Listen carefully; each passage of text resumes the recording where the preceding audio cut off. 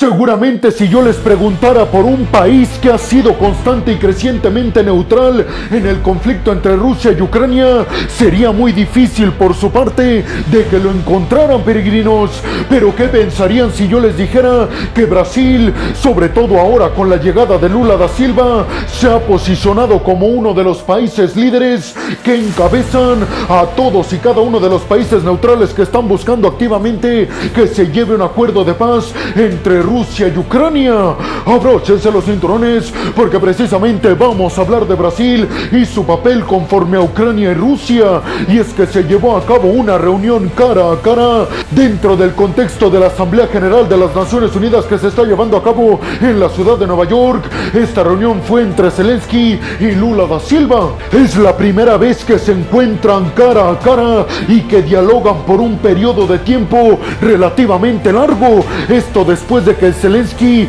criticara fuerte y contundentemente a Lula da Silva. La postura de Brasil con Lula da Silva ha estado más cargada hacia el bando de Rusia y no hacia el bando de la neutralidad. Estas declaraciones causaron fricciones entre el mandatario brasileño Lula da Silva y el mandatario ucraniano Volodymyr Zelensky. Esta es la primera vez, peregrinos, que se ven las caras, repito, durante un periodo largo de tiempo. Lula da Silva, inmediatamente después de terminar su reunión en privado con Zelensky, publicó un mensaje en sus cuentas de redes sociales en donde aseguró que estas conversaciones con Zelensky fueron muy provechosas y que además ayudaron para mantener un camino hacia la paz entre Rusia y Ucrania. Nos comprometimos a buscarle una salida a este conflicto que cada vez se ve más estancado, aseguró Lula da Silva, repito, después de verse las caras con Zelensky. Vamos a regresarnos unos meses atrás, peregrinos,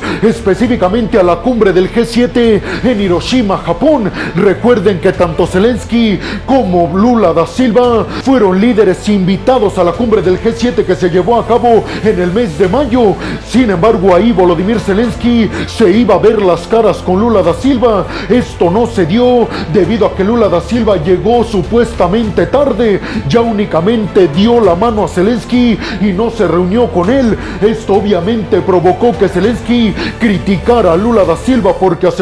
él supuestamente asegura que está abogando por un acuerdo de paz, pero únicamente atiende a la parte rusa y no a la parte ucraniana, que es la afectada. Y después de visitar al G7 en Hiroshima, Japón, Lula da Silva todavía provocó más el enojo de Volodymyr Zelensky, ya que en una entrevista aseguró que los aliados occidentales, al estarle dando poderío militar para que se defiendan a los ucranianos, lo único que estaban haciendo era echarle más leña al fuego, dando a entender que con ese poderío militar que estaban dando los aliados occidentales a Ucrania, lo único que estaban haciendo era alargar el conflicto. Obviamente Zelensky criticó fuertemente estas declaraciones de Lula da Silva, preguntándole qué esperaba que hicieran los aliados de Ucrania, sentarse a ver cómo los ucranianos cedían ante los rusos. Pero parece ser que eso quedó en el pasado, peregrinos, y que esta reunión dentro del contexto, repito, de la Asamblea General de las Naciones Unidas hizo que ambos líderes limaran sus perezas. Les repito que Lula da Silva es tal vez el líder mundial más importante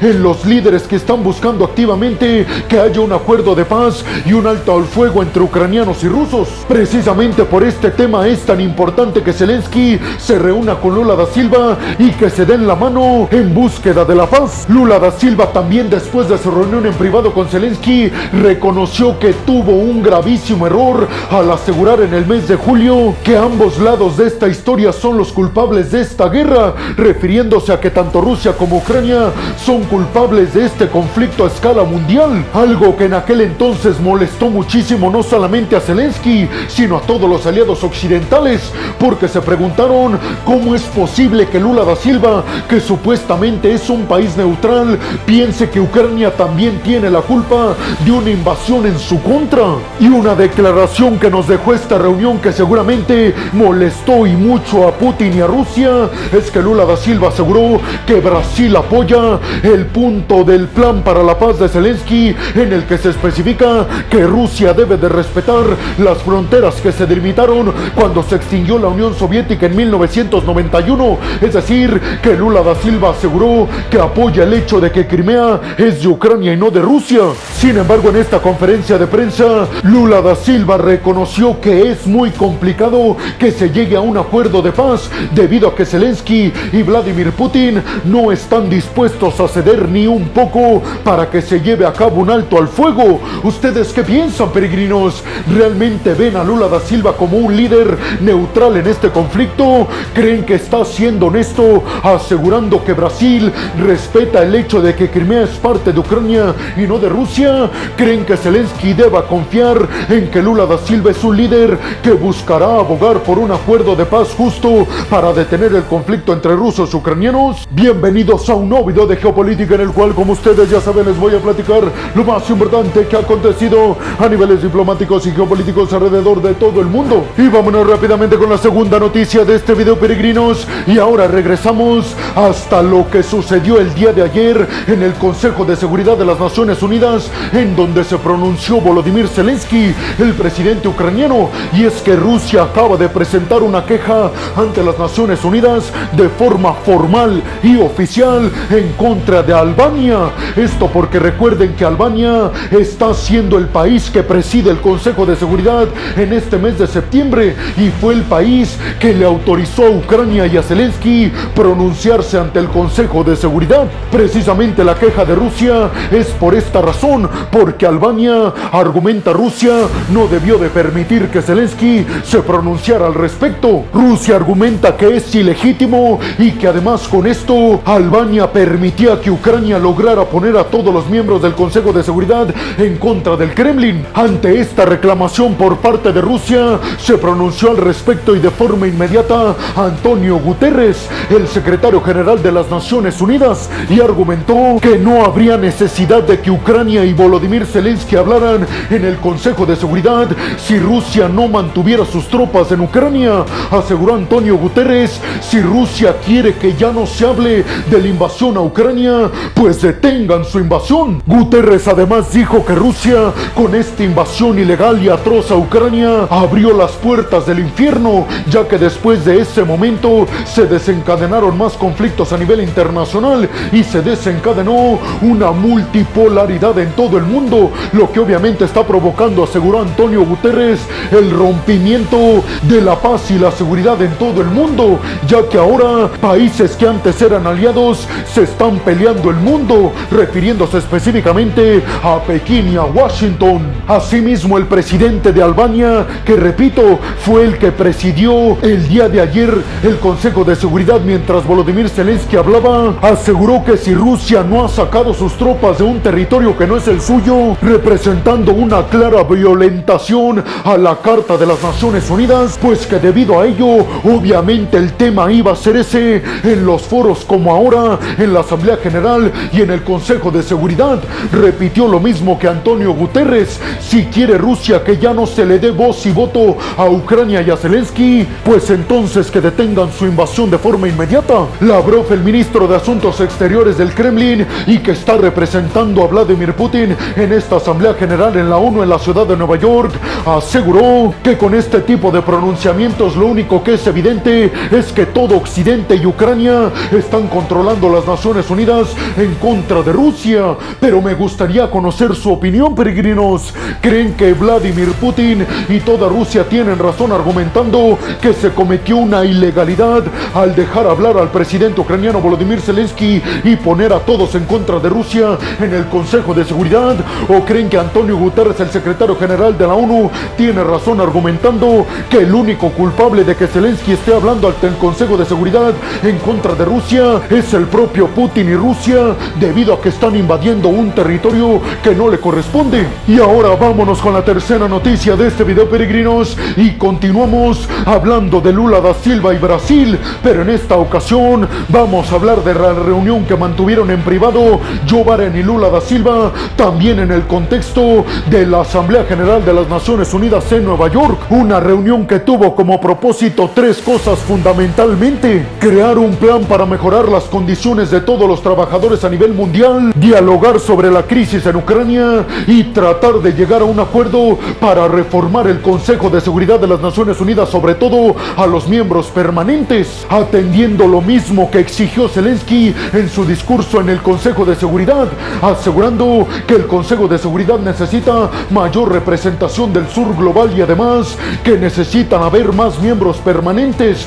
y ya no solamente los 5 que siempre han sido Estados Unidos, China, Rusia, el Reino Unido y Francia. Joe Biden y Lula da Silva aseguraron ahí en conferencia de prensa que su principal objetivo con este acuerdo para aumentar las posibilidades y los beneficios de todos los trabajadores en el mundo es hacer que la ONU respalde este plan que están fabricando Brasil y Estados Unidos, como ya se los dije, peregrinos, para mejorar las condiciones laborales y los beneficios de los trabajadores en todo el mundo. Además, Joe Biden dijo que un tema que están abordando con Lula da Silva y todo Brasil es el hecho de que las nuevas tecnologías podrían provocar más pobreza en el mundo. Por eso aseguró Joe Biden, estamos viendo reformas para que toda la transición energética y además toda la evolución tecnológica no afecte tanto a los trabajadores que no tengan acceso a estas herramientas. Sin embargo, peregrinos, estas conversaciones entre Biden y Lula da Silva se dan en medio de que se cumplen el 7º día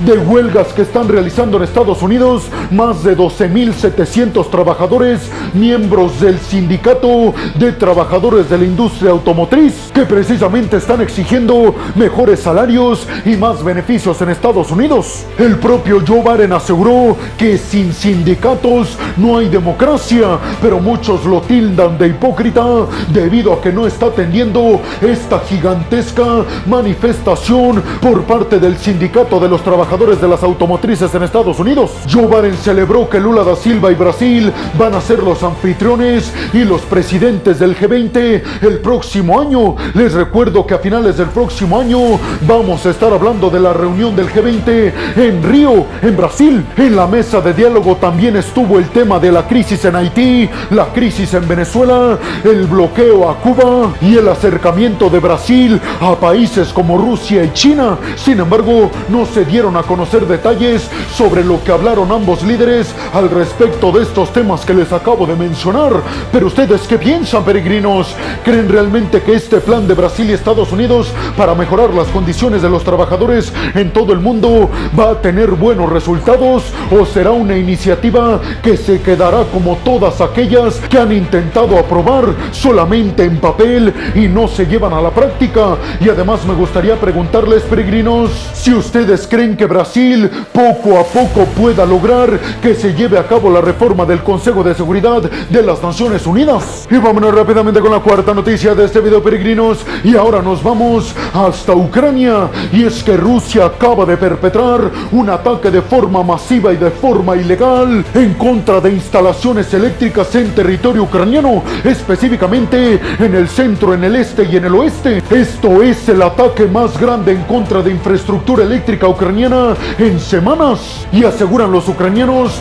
este es el primer ataque de todos los que le van a seguir por parte de Rusia en contra de la infraestructura eléctrica ucraniana, tratando de afectar a los ciudadanos ucranianos para que tengan cortes de luz en medio del invierno catastrófico. Zelensky se pronunció al respecto en una entrevista todavía en la ciudad de Nueva York, asegurando que Rusia no tiene vergüenza, ya que a pesar de que están hablando de paz en la Asamblea General de la ONU, Rusia no le importa y lleva a cabo ataques masivos en contra de la infraestructura eléctrica ucraniana. Por su parte, Rusia dijo que no atacó ninguna infraestructura eléctrica, sino más bien posiciones militares, algo que Ucrania continúa negando hasta estos momentos en los cuales les estoy grabando este video. En el ataque quedaron lesionadas 18 personas y provocaron además estos ataques los cortes de electricidad en regiones, como ya se los dije, del centro, del este y el oeste de Ucrania. Estados Unidos y sus aliados están buscando activamente aumentar el suministro de sistemas de defensa aérea a los ucranianos, precisamente para que defiendan sus cielos y su infraestructura eléctrica de cara al invierno, ya que intuyen Rusia intentará perpetrar las mismas acciones que llevó a cabo el año pasado, precisamente en el invierno, tratando de acabar con la infraestructura eléctrica ucraniana para dejar sin electricidad al pueblo ucraniano. Y vámonos rápidamente con la quinta noticia de este video, peregrinos, y ahora nos vamos hasta las relaciones entre Estados Unidos y México, pero más concretamente a las iniciativas y promesas que están diciendo los republicanos en su pre-campaña. Y es que Donald Trump, precisamente en un discurso que estaba ofreciendo en Iowa, buscando apoyo y financiamiento financiamiento económico, aseguró que si él llega a convertirse nuevamente en presidente de los Estados Unidos, va a enviar tropas militares, un montón, a la frontera con México. Esto para frenar la creciente migración de centroamericanos y sudamericanos a Estados Unidos. Ron DeSantis, el candidato también de los republicanos y gobernador de Florida, ha dicho en repetidas ocasiones lo mismo, que buscará enviar tropas a la frontera con México. Y lo que han dicho ambos también, Donald Trump y Ron DeSantis, es que van a restringirle el acceso a personas de países como México, es decir, que tienen graves problemas de seguridad. Muchos afirman que no es algo nuevo, ya que este tipo de mensajes populistas siempre los pronuncian los mismos candidatos del Partido Republicano. Pero ustedes, ¿qué piensan, peregrinos? ¿Creen realmente que si Donald Trump llega a convertirse nuevamente en presidente de los Estados Unidos, enviará tropas militares a la frontera con México, poniendo en riesgo las relaciones entre México y Estados Unidos, que recuerden, peregrinos, ambos países dependen de cada uno de sus recursos? Y vámonos rápidamente con la sexta y última noticia de este video, peregrinos, y ahora nos vamos hasta declaraciones que ofreció Yoon Suk Yeol, el presidente surcoreano, al respecto de la posible ayuda de Rusia con tecnología militar a Corea del Norte a cambio de municiones norcoreanas para Rusia, para ayudar al Kremlin a su invasión a Ucrania. Ante esto, Yoon Suk Yeol dijo en la Asamblea General de las Naciones Unidas que esto sería una violentación directa de la Carta de las Naciones Unidas y que Corea del Sur interpretaría esta situación como una provocación directa en su contra, y aseguró: nosotros y nuestros aliados no nos vamos a quedar de brazos cruzados viendo cómo Rusia ayuda con tecnología militar a Corea del Norte y viendo además cómo Corea del Norte ayuda a Rusia con su invasión a Ucrania. Yoon Suk Yeol dijo que con este acuerdo no solamente se pondría en riesgo la seguridad nacional de Ucrania, sino también la de Corea del Sur, desatando más crisis en todo el mundo. Hasta el momento, a pesar de que ha habido mucho ruido al respecto, peregrinos, hay que decir que no ha habido hasta el momento ningún acuerdo entre Rusia y Corea del Norte. ¿Ustedes qué piensan, peregrinos? ¿Creen realmente que los aliados Japón, Estados Unidos y Corea del Sur no se van a quedar de brazos cruzados en contra de Corea del Norte y Rusia? Y sobre todo les preguntaría qué tipo de represalias vendrían en contra de Rusia y de Corea del Norte en el dado caso de que sí firmen un acuerdo militar. Y bueno, hemos llegado al final del video del día de hoy, peregrinos. Les quiero agradecer muchísimo todo el apoyo que me dan. Sin ustedes yo no podría dedicarme a lo que más me apasiona en el mundo. Así que muchas, pero muchas gracias, peregrinos. Sin más por el momento, nos vemos en el siguiente video de Geopolítica. Hasta la próxima.